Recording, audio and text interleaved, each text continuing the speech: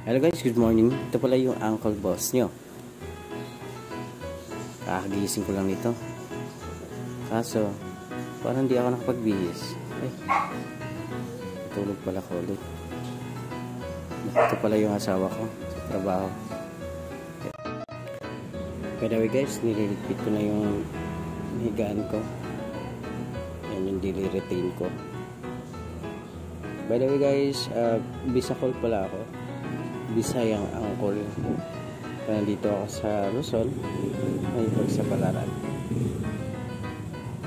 Tagabantay ako ng tindahan ng kuya ko. Mahirap kasi yung buhay sa probinsya. Kaya dito kami, ng asawa ko. Yung bed namin is ginawa ko yan, DIY. Ayan, natutoothbrush na ako.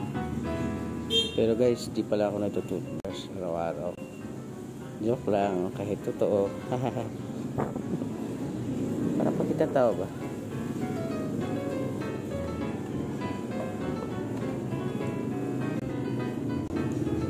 Ayan, nagbukas na ako ng tindahan ng kuya ko.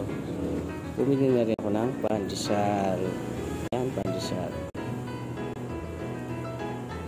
Hirap palang kumita ng pera guys, pero mas mahirap magtagalog kaysa sa kumita ng pera,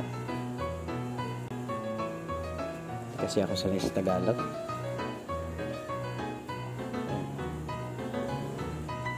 Dito na yung kape, nag-init.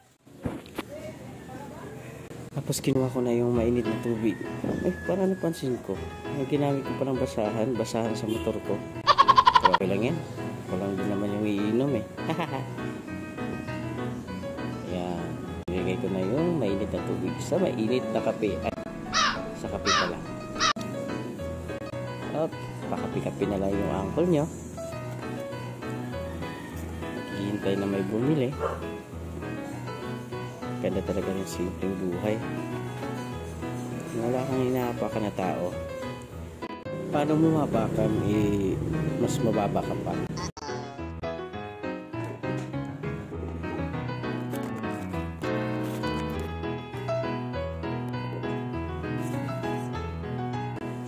Sana po kung nagustuhan niyo. Sa susunod, content naman tayo ng please comment below, like and share, follow my page.